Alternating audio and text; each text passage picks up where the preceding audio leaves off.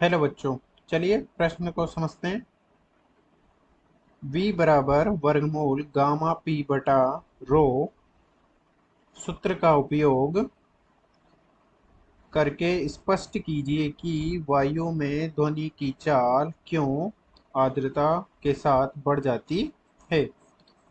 हमें कारण बताना है कि आर्द्रता के साथ ध्वनि की चाल v क्यों बढ़ जाती है, जबकि सूत्र दिया है v बराबर वर्गमूल गामा p बटे रो। मुख्य अवधारणा आदर्श गेज के समीकरण से Pv बराबर nRT होता है, जहाँ P दाब है, V आयतन है तथा T ताप है तथा N मोल है तथा R गैस नियतांक है। तो Pv nRT बटे V। और जबकि प्रश्न में दिया है ध्वनि की चाल V बराबर वर्गमूल गामा P बटे रो, यहाँ से P का मान रख देंगे हम।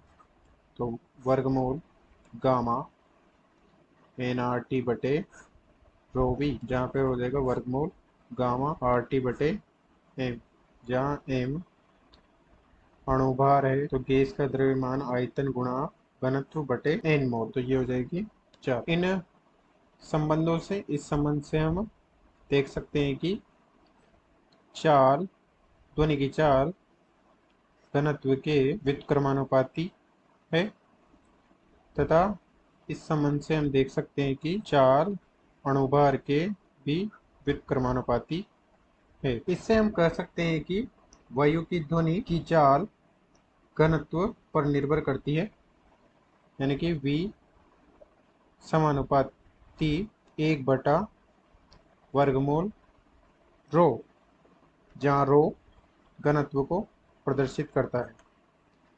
आर्द्रता बढ़ने पर दाब में परिवर्तन हुए बिना वायु का घनत्व कम हो जाता है। दाब में परिवर्तन के बिना आर्द्रता बढ़ने पर घनत्व कम हो जाता है, क्योंकि जल के अणुभार का m होता है 18 तथा N2 का अणुभार होता है m बराबर 28 तथा O2 का अणुभार होता है m बराबर 32। O2 और N2 के अणुभारों की तुलना में H2 का अणुभार कम है, जबकि इनका तुलनात्मक रूप से ज़्यादा है। तो जब आर्द्रता बढ़ती है तो H2 आयन की संख्या बढ़ जाती है, जिससे वायु के संगठ में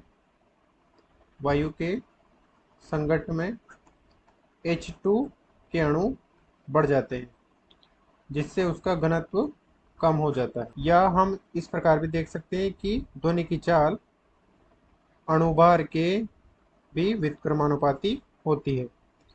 तो जल का अणुभार m कम है नाइट्रोजन के अणुभार से तथा ऑक्सीजन के अणुभार से, तो अणुभार कम होगा तो ध्वनि की चाल v बढ़ जाएगी तथा घनत्व से भी हम देख सकते हैं कि घनत्व कम होगा तो ध्वनि की चाल v बढ़ जाएगी। अतः दिए गए प्रश्न का हमने कारण स्पष्ट कर दिया है।